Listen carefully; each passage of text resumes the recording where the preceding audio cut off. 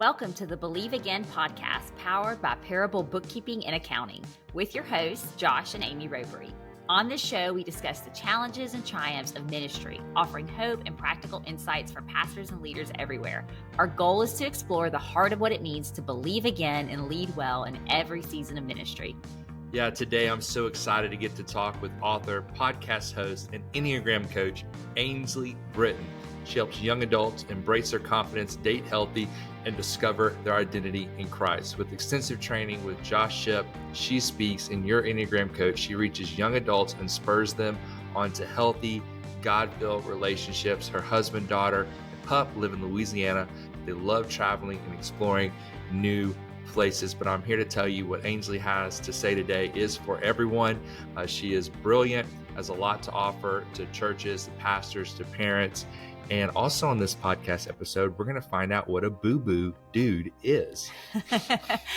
So if you love the Enneagram or have a young person in your life, as we do, and are wondering how to better connect with them, you will love this episode. So let's jump into our conversation with Ainsley. Hey, Ainsley, welcome to the Believe Again podcast. I'm so happy to have you on the show today. I'm so excited to be here. Thank you for having me.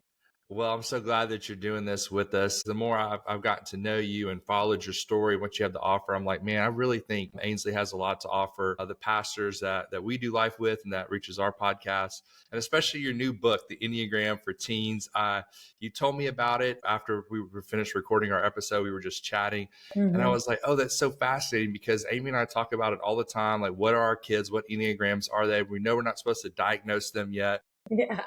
But the fact that you were given a tool that could maybe help us communicate with our teenagers, I thought, I bet a lot of pastors out there that are in our stage of life that are raising young teens or teenagers or college students, they would love to know how to better connect with their kids, to better understand them. And your book is a great resource for that. Thank you. That is definitely the goal. Everything that I do in working with parents, pastors, or teenagers, young adults, everything, like my motto, I guess, is my goal is to build the bridge of communication between the two, because I remember being in that place and feeling like we just could not communicate well. And my mom did a really good job of, I think, forcing me to and helping me along that path, but it was still difficult. And I can see it.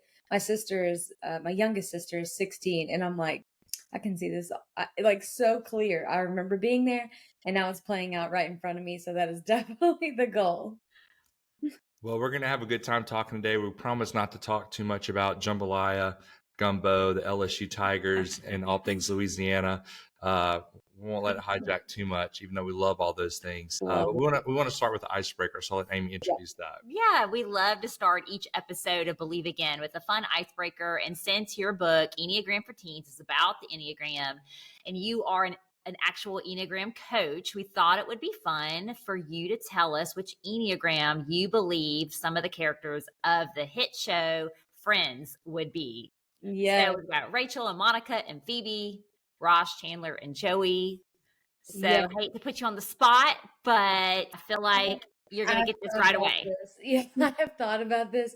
Friends is one of my all-time favorite shows. My husband and I lived in New York City for 2.5, 3 years, something like that. And we watched Friends every single night before we went to bed. So whenever I was learning about the Enneagram, that was 100% one of my very first thoughts, I guess. And I think I did a TikTok about it a long time ago. Okay, so I'm going to do the easy ones first.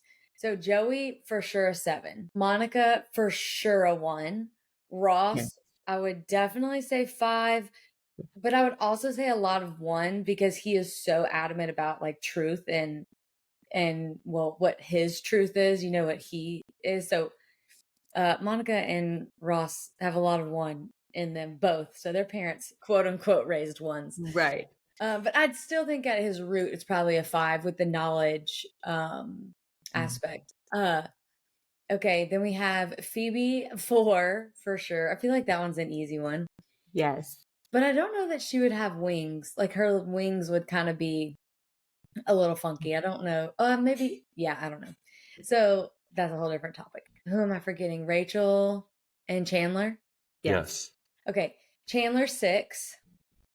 Yeah. He is very much catastrophic and worst case scenario thinker, but he's so funny. And that's the thing about sixes that people don't pay attention to. His one-liners that are like so famous, that is what a six is famous for, like just in their day-to-day life. Sixes are usually hilarious with these like sneaky one-liners. So I would definitely say he's a six. And then Rachel, this is the tricky thing about Rachel. I think she is a three, but not for the like some, part of it she works in a coffee shop. So how's that three?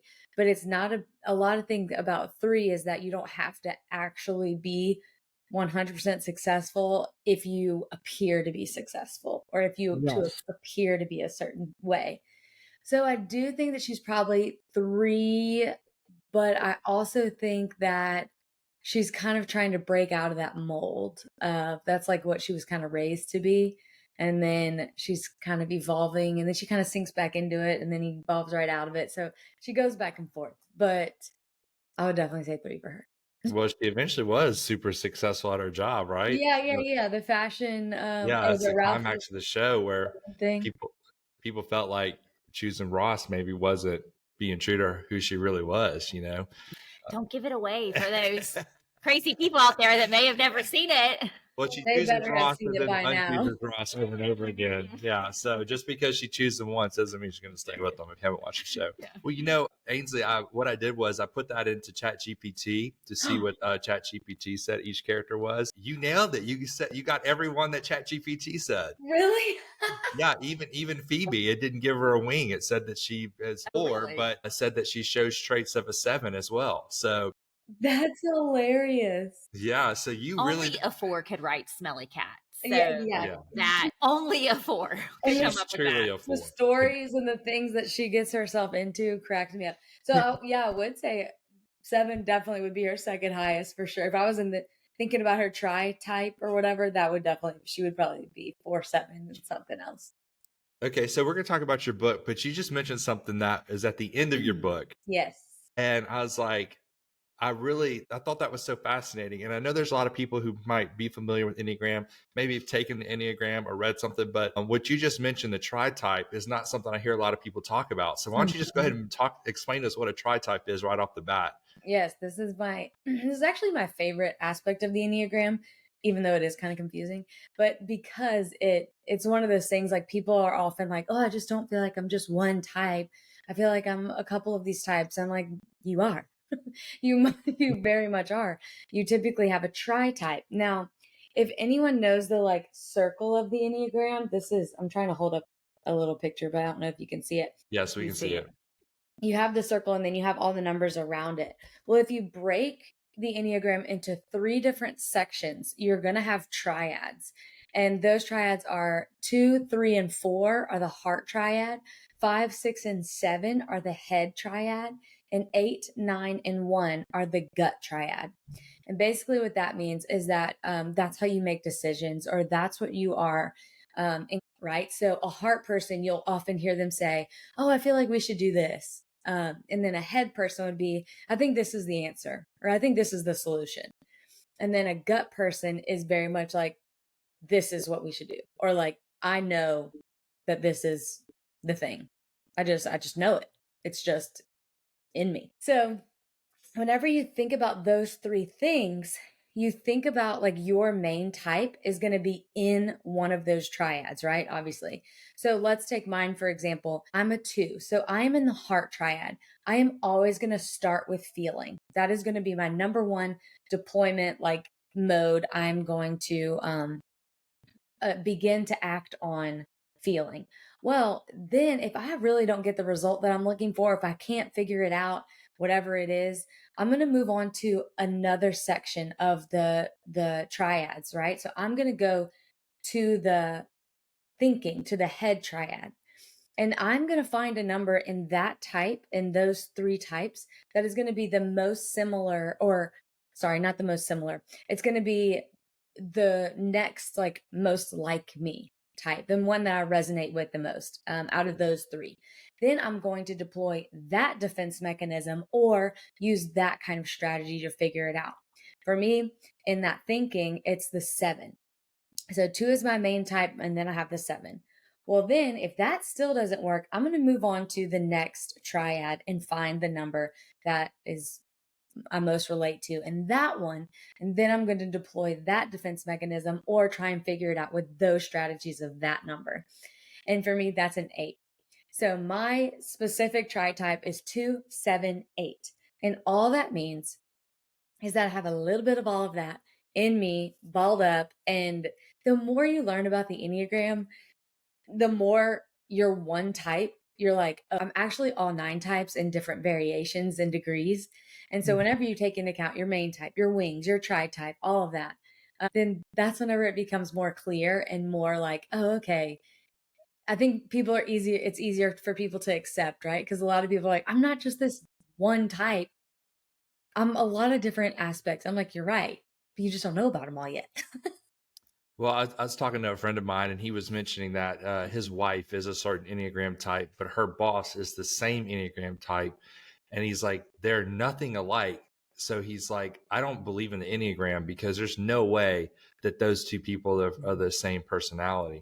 Mm-hmm. But that kind of explains how that can even happen. Not to Oh, mention yeah. the there's a light side and a shadow side to every part as well. Absolutely. The healthy, the unhealthy, stress and growth. I mean, the more you dig into these cake layers, the more you're like, okay, this is, way more complex than people, layman's, conversations think of it, which is true. Mm-hmm. Yeah, well, we have a few questions and for you specifically involving the Enneagram. And just to start off, would love to know how in the first place you got into the Enneagram, and then how did that lead into you becoming an Enneagram coach? Love that question.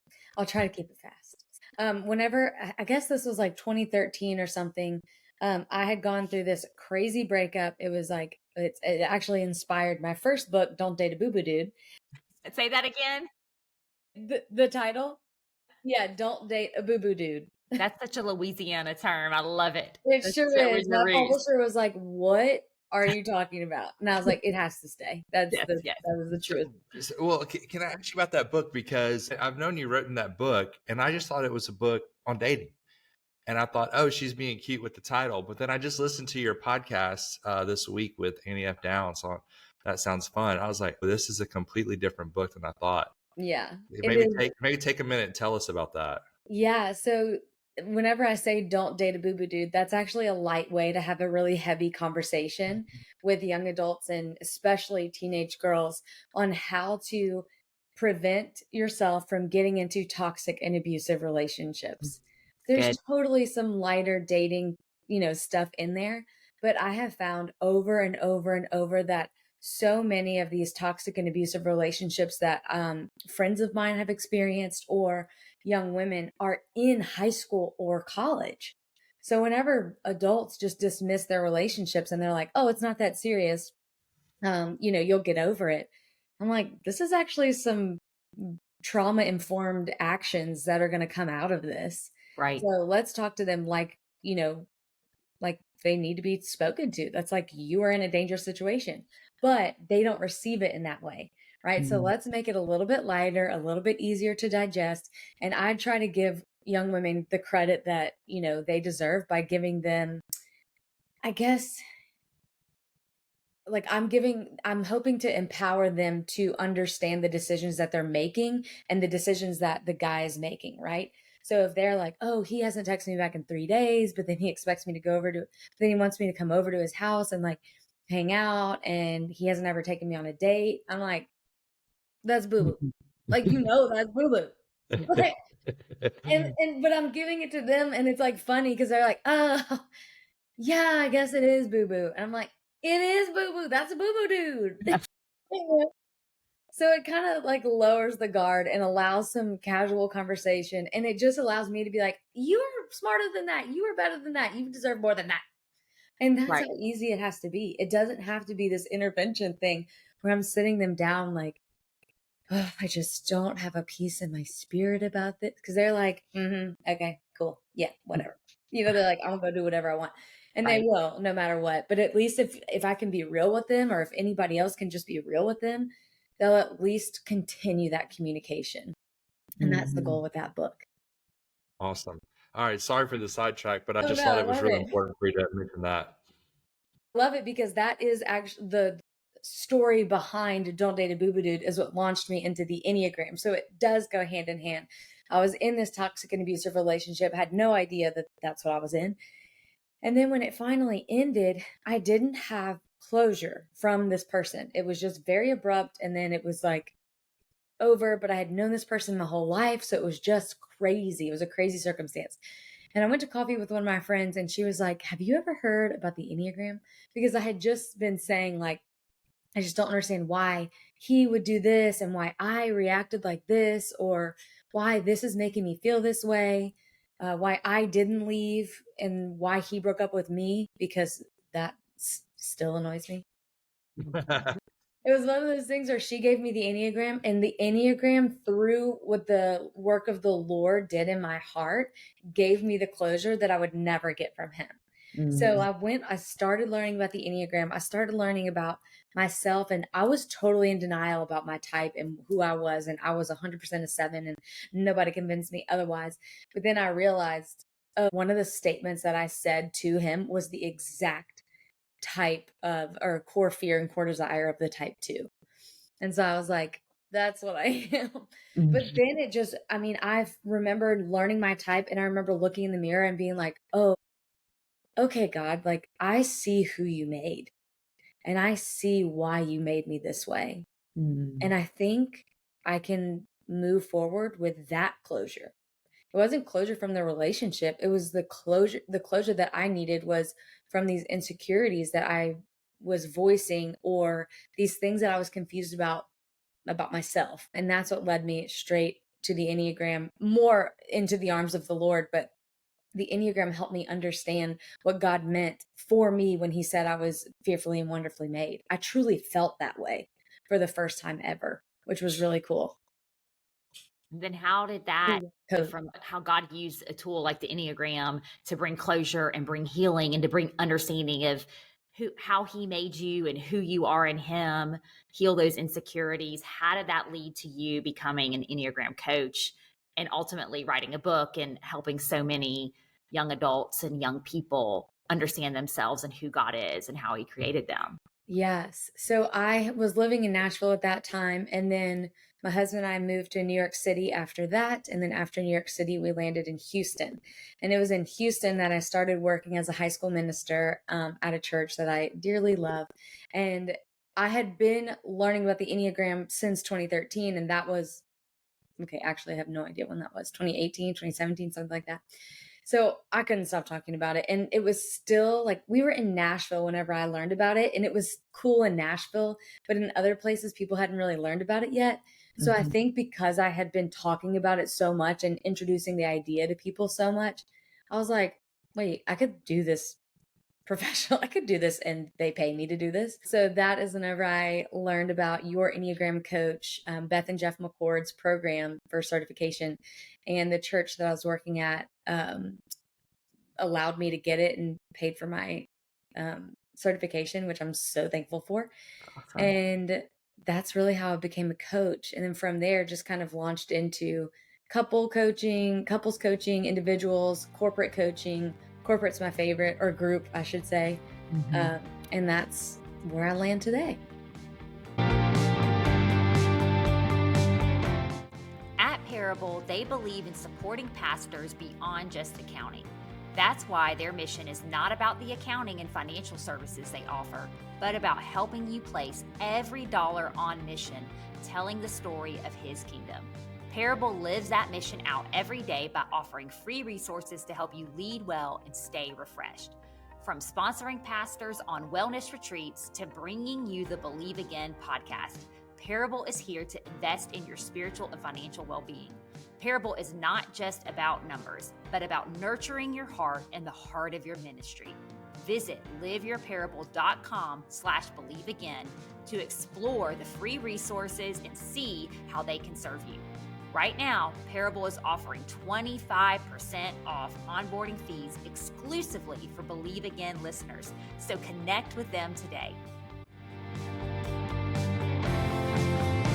Awesome. Yeah, that's incredible. I love hearing that, and I think it's been such a great tool Yeah. for us, and we've benefited so much from having Enneagram coaches in our lives. So reach out to Ainsley Yeah, let if me you know. want some coaching to help your team and your staff. I think you'll benefit greatly from it. So okay, so you're an Enneagram coach. I think I know a little bit to this answer already based on what you just said. But why did you write a book just for teens in the Enneagram? And how could parents utilize this book in a healthy way if they're reading it for their teens to understand them? Yeah. I wrote this book for teens as a tool of self-awareness that I wish I would have had whenever I was a teenager. Mm. Not to where you have to, decide your type as a teen, because there are still some growing pains that you'll have to experience, but just the level of self-awareness that you can gain and think through whenever it comes to this stuff. Gosh, I think it's life-changing. So that's why I wrote it for teens, but I knew that, you can't really type yourself or be typed until a little bit later. And I say that because every type is based on a wounding childhood message. And if you're a teenager, you're still a child, until you're out of the house or 18 or whatever. So I really tell people to wait until their early 20s at least to like really nail down their type. It's, behaviors can make us believe that there's certain types all around us. But yeah, just a level of self awareness I wish I would have had led me to write the book specifically for teens. And how parents can utilize this is, oh my gosh, I mean, I think it's the same type of self awareness level. If a parent knows their type, they know how their, I guess, tendencies would be in parenting. And then they can kind of either adjust those, make them healthier, do what they need to do. I'm parenting a toddler, and it has been more in my mind about my Enneagram type because normally I'm coaching other people on theirs and I forget about mine. But it has so been on me to dig deeper and make sure I'm the healthiest version of myself, as my toddler does not want to do anything that I want her to do at all whatsoever, not one thing. And guess what? The same thing happens in, I guess, 15 years whenever she's a teenager. It's a similar, it can happen again where the teen is just like, well, you don't know this, you don't know that. But whenever you can come together with a topic or something that interests you both, it's very, very powerful when it comes to the communication aspect. And whenever a parent is vulnerable with their teen, the teen is usually super receptive, even if they don't verbalize it, even if they don't say it or act like it, they love it and they so appreciate it. They feel empowered by it, they feel respected by it. So I that's what I hope it fosters, is this healthy communication within families, this awareness of parents and their type and their tendencies, and in starting the journey that they can then guide their student or their child in. I think that's what I used as a leader a lot, is just, hey, this is what I struggle with, just like every other Enneagram too, and it's okay. It's okay, and we're gonna get through it. But the transparency was very, very valued. So I'm hoping that that's what parents and leaders and everyone gains from it. But I would love to hear how y'all's family have used it Yeah. in So communication and all that. it was really fun. So we're brand new teen parents. So our oldest just turned 13 in the spring. And the other day at dinner time, kind of dinner table topic of conversation, Josh got your book and just read some of the statements, and phrases of That each type, summarize them. Yeah. summarize them. And even with our youngest who's there, she was glued Hey, to it. She's 8, and just Josh describing each one and hearing their commentary, Yeah, less yeah. about themselves, in a sense, but just, whoa, what about that and that type. And so it was really cute and really fun. And well, just Gracie would yell, "Oh, that's not me at all," or yeah. like, and then Sophie would do the same thing. Well, first of all, I would say, like, reading your book, it's not dumbed down at all. If you're looking to understand the Enneagram, read this book because it's going to be easier to read, but it's not dumbed down. And I love the way that you organize the chapters as well. Do you always bring in a godly perspective on each Enneagram type? The way you break it down and organize it, it's just you don't get bogged down in the details. And I just really think that anyone who wants to understand the Enneagram should read this book. Now the inks, it's blue ink for some reason, I guess because it's teenagers. Yeah, I definitely thought it was going to be darker, but it's a light blue. Yeah, it's a light more blue. preppy that way. Yeah, that's a preppy aesthetic, as my kids call it. But one of the things I guess like it helped me with Sophie is she could be a 1, she could be 5, so we're not locking her in on anything. But as I was reading it, I realized something that Sophie does is she like tries to keep us all prepared for everything. And so there could be that 6, that 5-wing 6 or 6-wing 5. And it comes across like criticism. Like, you can't do that. You need to think da da da da da da. And she like will lecture each of us, in the family on what we need to do in great detail. And it comes across like criticism. And I get frustrated with her sometimes. And after I read your book, I just said, you know what, Sophie, I know that you're going over that because you want us to be prepared for what's going to happen. So I guess that would be a 6, Yeah. And I know you want us to be aware of all the possibilities. And so I hear that as your concern for me. Thank you for sharing that. And then it just like, it kind of diffused something where it's almost like, I think as a parent, for active parents, it's like you almost want to form your kids and you want to kind of catch those behaviors and make sure that they don't criticize people. Don't do this, don't do that. And not understanding where it's coming from, you could end up giving them a wrong message. The way it's helped me is not to type my kids, but to see the different types that maybe they're displaying at certain times and know how to interact with them.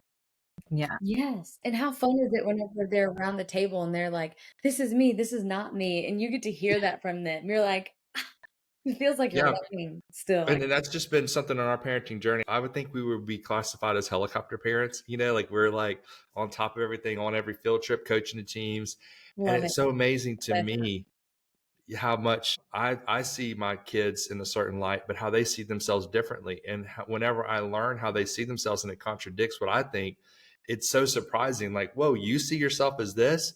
And then every single time they're right. That is who they are. I just wasn't catching it, even though I'm highly involved. Yeah.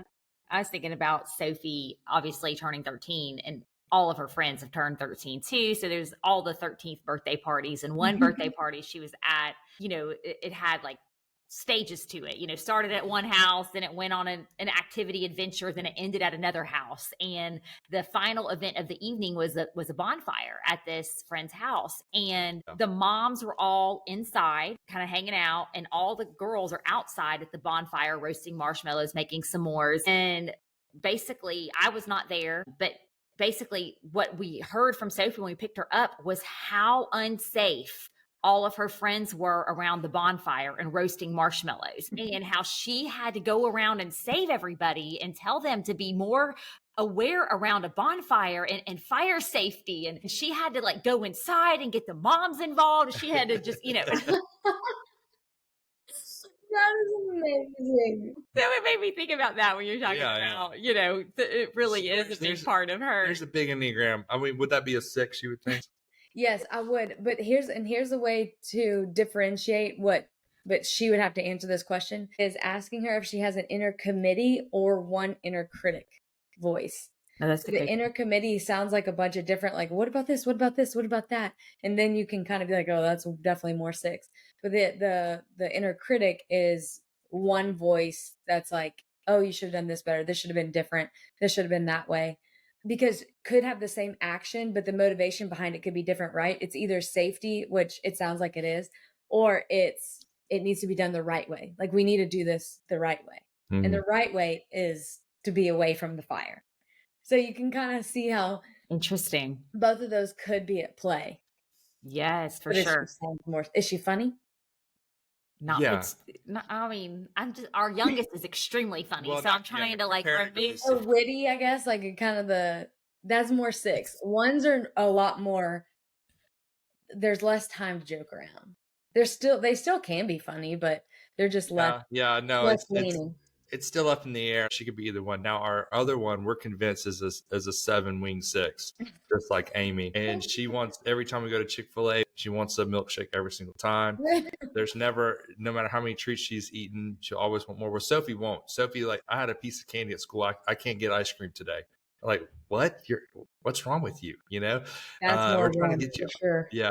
Yeah. I think she's probably a 1. So, Well, and I think one thing, that's been interesting for me as a mom is, so ARC, are where we work, Mhm. that helps church planners and pastors, did an Enneagram coaching and team building for our whole staff, and had like a team building day around it, or a couple of days, where we all So discussed cool. our different types, and some, had an Enneagram coach come in. This is probably 6 or 7 years ago now. But, Time for so a new one. I know. Let's go. I'd love that. It'd be really fun. Anyway, but every time, I had taken it more casually or officially in that process, I've typed as a 7. But my kids definitely, and at home, they definitely don't experience much of my 7. They experience my stressed out 1. Mm, And I even think about how that has played out and how my kids are, because I'm, keenly aware of what the Enneagram coach told us. Really, his whole thing is it reveals your wounding, totally. and so, I'm thinking about that, that inner critic that Sophie might have. And honestly, something in prayer this week, just a couple of days ago, I haven't even shared this with you yet, oh, wow. is, So we're getting some Rhema word yeah, fresh on the well, podcast. more just some conviction I really felt in my heart from the Lord, just with Sophie, my 13-year-old. And it was really around the concept of shame. Is she experiencing some inner shame, and going back to that inner critic, and where is that coming from? And just really felt the Holy Spirit nudge me, like I need to have a conversation with her about that, and ask her some questions. With like the Lord kind of gave me some questions and conversations to have with her. So anyway, it's timely to talk about this in this way with you too. Yeah. And just to, I guess, speak to the parents who might be listening, and to y'all and to myself, this is something I have to tell myself all the time, because I want to shape my daughter into certain Enneagram types, right? I'm like, you should be this. But like you're saying, she could experience something that's a little bit different than what I want, even. Mhm. And the thing about every type is that it is based on a wounding childhood message, but that message can be real or perceived. Yes. So, and it can be from anyone. It doesn't even have to be from the parents. So I just want to kind of, I was a little bit relieved and also simultaneously freaked out by that, because I'm like, okay, I'm not the only one that can traumatize her. If it's me, maybe I can control the trauma, but you really can't. So just a note on that, because it might take a little bit of pressure off of parents to be like, I have to, Good.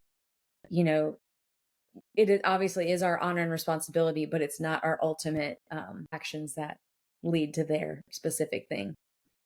That's good. How much do you think, and I'm just curious, like even a faith community can affect a childhood one way or the other? I mean, I think that's the community that affected my life the most. I think the faith community was my youth group, was my safe place, and that was what led me to continually go back to that safe place over and over and over, no matter what happened. So I think that it's huge personally for me Mhm. that it was. Um, I can't say the same for everybody, but I think it was huge for me, and I hope it's going to be huge for Goldie too. Well, we got you on here. Amy is an Enneagram 7. I'm an Enneagram 8. I feel like we got to ask her something about our own Enneagrams to get like tap into this. I feel like I have to clarify too that I'm a 7 wing 6, and I don't have a ton of 8 in me. Okay. No, yeah, none. So I think like for me, it's like when I was reading through your book, I think like I read the 3 and I'm like, man, I really identify with the 3 like very strongly. And Mm. also the 4. But then I told Amy, I was like, I've been misdiagnosed. I'm a 3. There's no way I'm an 8. She's like, calm down. You're an 8. And I'm like, no, I really think I'm good. I'm a 3. And then I read the 8 and I was like, dang it, I am an 8. And I always feel like, And when you took it officially with an yes, Enneagram 8 and coach, 7. you were in the 90s for all 3 of those, 8, 3, and 4, but 8 was your highest. Yeah. Yeah. So I guess like, oh look, we have a Yeah. puppy in the background. Hey, Cam. I love when my dog shows up on the podcast. He did like almost every episode last season because we were shooting from home. So Yeah, I guess like what would you say about that? And another thing I feel like with Enneagram 8, it's like I always try to tell people like I'm not a bad 8, I'm a good 8. What advice would you give for that? Okay, as far as the 8 and the 3, that's super common. 8s and 3s externally look very similar because 8s have a lot of drive and determination, and so do 3s, but it's different motivators, right? For 8s, it's more about control, and for 3s, it's more about the validation that comes with that kind of thing. So that's how you can tell, and you can go back to your tri type or your triad because it's likely in your tri type, right? The 8, and then you would go right into the 3, and then you would pick well, you said your wing was 7. Mm-hmm. So it's likely that your tri type would be 8, 3, 7. But that is your tri type. And then whenever it comes to the bad versus the good 8, that cracks me up. I wouldn't even say bad and good. I would say self-aware or not self-aware. It's good. But because that's really the difference. It's not that the 8, even if they're not self-aware, they're not trying to be cruel or too much or too intense or too anything. They're just trying to be real, and that's very valuable, and I actually love that about 8s. That's my very favorite thing, that I don't have to tiptoe around 8s emotions. I can just be like, love this, don't like that, and they're like, great, whatever. So it's also very refreshing. I think that 8s get a bad reputation a lot, but whenever people understand where they're coming from and understand that they're not trying to be rude, then it's a whole new relationship that you can have with them. Amy, anything you say about anything you want to ask about a 7? Because I got a list. No, I'm just kidding. So, I mean, as you can imagine, like I would just prefer to not really talk about too much emotional or certainly nothing painful or confrontational, anything ever about anything in life. And I married an 8 who loves to really go there and needs that from me, needs me to match it sometimes, or maybe a whole lot more than I do probably. Yeah. And so, yes, it's fun. Okay, I have a trick that I think might help potentially. Okay. And I put it in the book, but I always think of 7s as golden retrievers. So anytime that they do something hard or that they don't want to do, we give them a treat. And what does that look like? It can be whatever, right? But Should like, we if tell her? what'd you say? Ask her, should we tell her what I Yeah, do? tell me. This is so true. And it's funny. When Amy does something that she's been avoiding and doesn't do, I have a stack of little trophies and I write what she did and I give her the little trophy and she stacks it up on her nightstand. That is hilarious.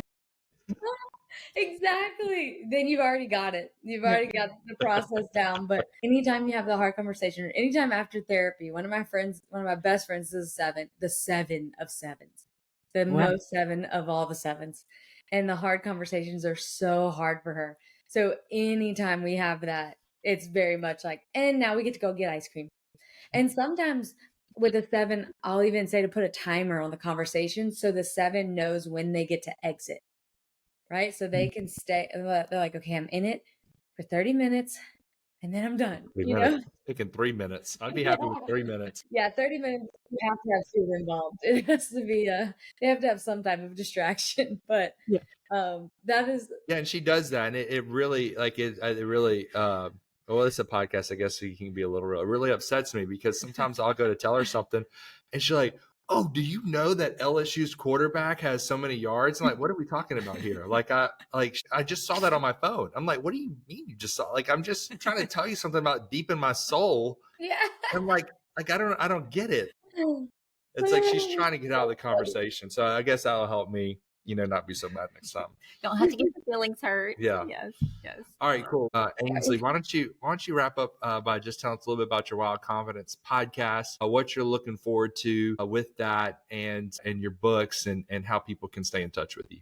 Absolutely. I'll start with staying in touch. My Instagram is at Ainsley B.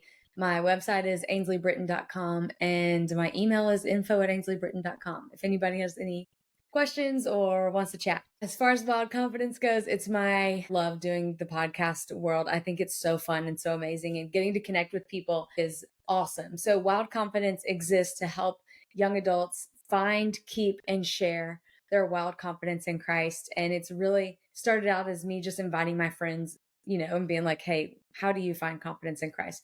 What does that look like for you amidst adversity and all of that kind of stuff? I've taken a break from recording for now, but I'm sure I'll pick back up later. But I'm cooking a tiny little boy in my belly, and Congratulations. thank you. So I'm just taking some time to rest because I'm so tired all the time and so hungry all the time. But yeah, I'm sure we'll pick that back up later, but I love it and it's just so fun. All right, awesome. Well, any final words you want to leave us with? Don't date a boo-boo dude, and learn about your Enneagram type so you can be self-aware moving forward. Well, thanks so much for being on here, and I can't wait to catch up with you later. Yes, thank y'all so much. Bye. Thank you for joining us on this episode of the Believe Again podcast powered by Parable. We want to thank our sponsor, Parable Church Accounting, Bookkeeping, and Strategic Services. Parable helps you place every dollar on mission, telling the story of his kingdom. Find out more at liveyourparable.com and make sure you let them know you heard about them from Believe Again. Again, we just want to thank Ainsley so much for being on this episode. We hope you found it inspiring and full of valuable insights. Make sure to find her at her website, Ainsley Britain. That's AINSLEYBRITAIN.com. Go get her book, The Enneagram for Teens, as well as Don't Date a Boo-Boo Dude. If you enjoyed this episode, don't forget to share it with a friend who could use some encouragement. Follow us on Instagram at believeagain.co for updates and more inspiration throughout the week.